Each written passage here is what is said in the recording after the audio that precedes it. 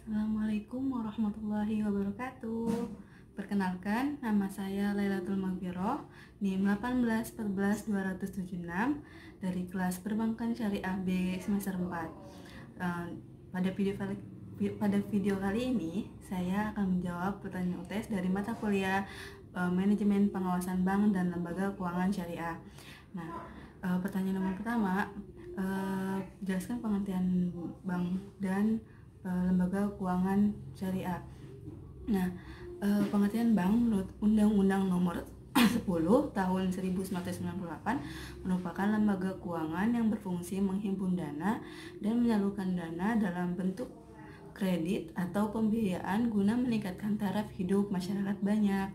Nah, sedangkan lembaga keuangan syariah menurut Dewan Pengawas Syariah (DSN) merupakan lembaga keuangan yang mengeluarkan produk syariah dan mendapatkan izin operasional sebagai lembaga keuangan syariah. Nah, untuk pertanyaan kedua yaitu jelaskan peran bank dan jelaskan peran bank sentral atau Bank Indonesia terhadap pemerintah. Yang pertama, peran bank sentral tidak terlepas dari fungsinya. Fungsi bank sentral itu ada 3. Yang pertama, menjaga stabilitas moneter. Yang kedua, menjaga stabilitas dan kelancaran sistem pembayaran. Yang ketiga, menjaga stabilitas dan kesehatan sistem perbankan.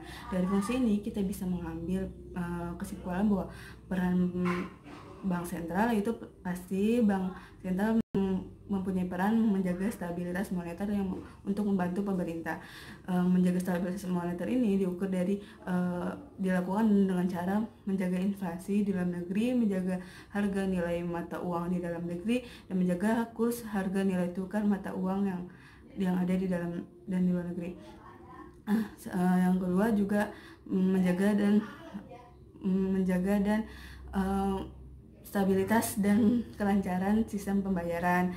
Hal ini dimaksudkan agar bank tetap berjalan sesuai fungsinya. Dan ketiga, ada bank sentral berperan sebagai menjaga dan kestabilan dan kesehatan sistem perbankan.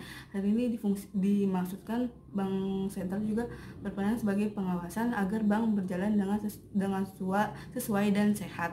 Yang ketiga, bank sentral juga bisa membantu pemerintah dengan melakukan pembiayaan APBN dari pembelian atau penjualan surat utang negara. Hal ini dimaksudkan agar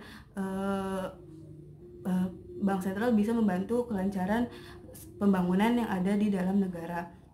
Yang selanjutnya juga, bank sentral juga bisa meminjam uang atas nama pemerintah maupun nama dirinya sendiri, meminjam uang kepada negara lain.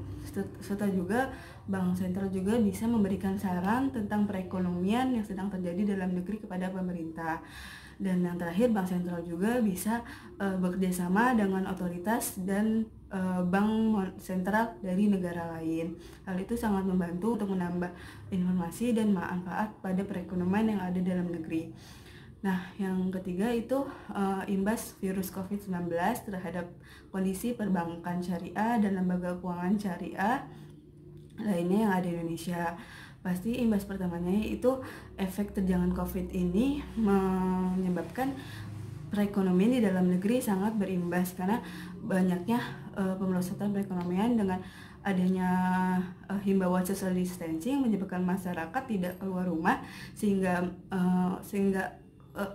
para ekonom UMKM yang menengah kekurangan pemasukan keuntungan dari penjualan mereka, sehingga mereka pun tidak bisa membayar kredit pembiayaan yang telah terjadi dengan bank.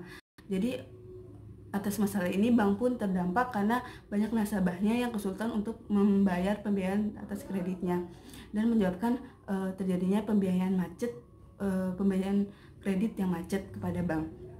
Lalu data kondisi lembaga keuangan syariah dan lembaga keuangan syariah atas dampak ini, yang jelas saya tidak bisa menemukan dengan pasti karena belum ada perhitungan dari OJK-nya sekalipun, tetapi saya mendapatkan banyak pengetahuan di beberapa artikel bahwa seperti di Bank BCA Syariah dan BRI Syariah, mereka mengatakan bahwa mereka pada triwulan pertama tahun ini mengalami penurunan yang signifikan. Bahkan IMF pun memprediksikan penurunan ekonomi global sampai 2,9%. Dan yang kita lanjut ke nomor 4. Bagaimana seharusnya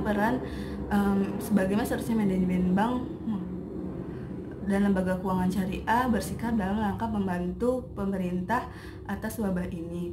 Yang pertama, pastinya menurut saya sikap manajemen bank itu harus berkoordinasi dengan Bank Indonesia dan pemerintah, dan harus mengikuti apa instruktur dari Bank Indonesia sebagai bank sentral dan pemerintah dalam upaya membantu masalah perekonomian yang disebabkan oleh wabah COVID-19 ini. Nah, langkah apa aja yang bisa Bank Syariah dan Lembaga Keuangan Syariah tempuh? Yang pertama, sesuai amanat yang telah dikeluarkan, sesuai rencana yang telah dikeluarkan oleh Bank Indonesia, bahwa Bank Indonesia menghimbau kepada masyarakat untuk mengurangi transaksi tunai dan menggantinya dengan non tunai. Hal ini dimaksudkan agar penularan COVID-19 bisa dikurangi dari transaksi uang dengan uang antara manusia. Dengan memperbanyak transaksi non tunai, hal ini pasti bisa dikurangi, dan perbankan syariah bisa menghimbau kepada nasabahnya untuk melakukan hal tersebut dan memberikan informasi secara jelas dan lengkap kepada nasabahnya untuk lebih memperbanyak transaksi non tunai. Selanjutnya juga perbankan syariah dan lembaga keuangan syariah juga bisa menurunkan pembiayaan kredit kepada masyarakat. Hal ini sesuai anjuran Bank Indonesia yang berkoordinasi dengan otoritas jasa keuangan, dan hal itu sangat membantu pemerintah dalam menangani COVID-19 yang berdampak sangat buruk kepada perekonomian.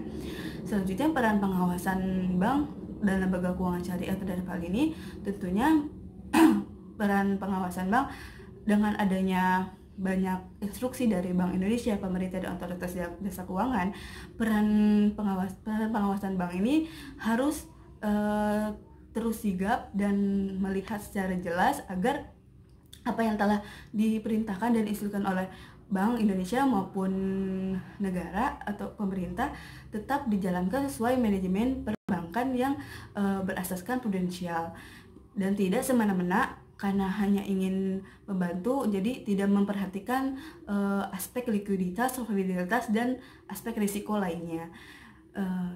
Mungkin sekian dari saya, kurang lebihnya saya mohon maaf. Wabillahi taufiq wal hidayah. Wassalamualaikum warahmatullahi wabarakatuh.